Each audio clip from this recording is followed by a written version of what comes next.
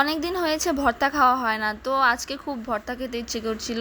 আর গরম ভাতের সাথে যদি ভর্তা হয় তাহলে তো এক প্লেট নিমিষেই খাওয়া যায়। তো শুভ সকাল, কেমন আছেন সবাই? আশা করছি সবাই খুব ভালো আছেন, আমিও ভালো আছি।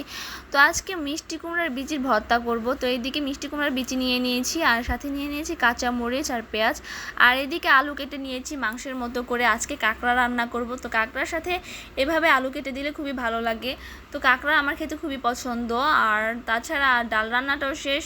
তো ডালের এখানে সম্বার দিব, পেঁয়াজ সম্বার, তাই পেঁয়াজটা ভাজছিলাম। আর এইদিকে মাছ ভিজিয়েছি, সাথে কাঁকড়া ছিল, কাঁকড়াও ভিজিয়েছি। কাঁকড়াও আসলে অনেক দিন খাওয়া হয়েছে। কাঁকড়া প্রায় শেষ দিকে, যতটুকু ছিল ততটুকুই ভিজিয়ে দিয়েছি। আর সাথে মাছ ছিল, মাছগুলোও ভেজে নেব। তো এইদিকে আমি পেঁয়াজগুলো ভালোভাবে ভেজে নিচ্ছি, লাল করে ভেজে নেব। একদম কাঁচাও থাকবে না, বেশি একদম ভাজাও হবে না, মিডিয়াম। আর এদিকে যে বাবুর খেলনা, এটা আমার টুনি পাখির খেলনা, ওর মামা এনে দিয়েছিল। ওর মনে যখন 7-8 মাস ছিল তখন, কিন্তু তখন ওর খেলার বয়স ছিল না, ও খেলতে পারতো না এটাতে। ও মানে ভয় পেত। তো এটা অনেকদিন রুমের মধ্যে ছিল, একদম ধুলোবালি পড়ে আছে। তো এটা আমি বারান্দায় রেখে দিচ্ছি। আমি স্নানের সময় এটাকে ধুয়ে একদম পরিষ্কার করে দিব, যাতে ধুলোবালি না থাকে। আর এদিকে আমি রান্না বসিয়ে দিয়ে আবার এখানে এসেছি একটু আম খাওয়ার জন্য। রান্নার ফাঁকে ভাবলাম একটু আম খেয়ে নিই, কাল ভাইয়া আম নিয়ে এসেছে। আমগুলো প্রচুর মিষ্টি ছিল।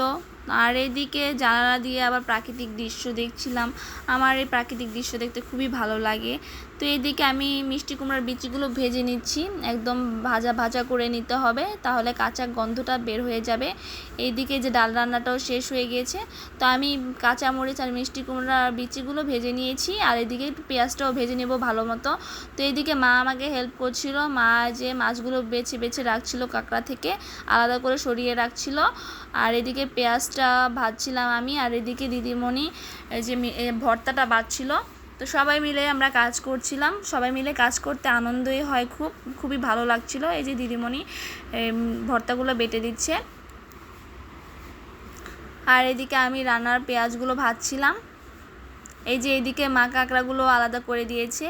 কাঁকড়াগুলো রান্না করবো আজকে। বিশেষ করে বেশি কাঁকড়া নেই, কাঁকড়ার পাই বেশি, তো আগে খাওয়া হয়ে গিয়েছে। আর এইদিকে যে আমি তেল দিয়ে পেঁয়াজটা বসিয়ে দিয়েছি, এখন পেঁয়াজটা কষিয়ে নিব ভালোভাবে।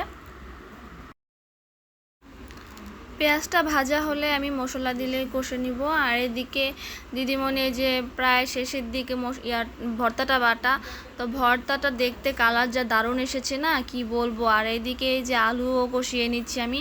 আলুটাকে ভাজা ভাজা করে নিতে হবে তেলের ভিতরে। তার আলুটাকে ভাজা ভাজা করে নিলে পরে আর বেশি জল দেওয়া লাগে না, খেতে খুবই স্বাদ হয়।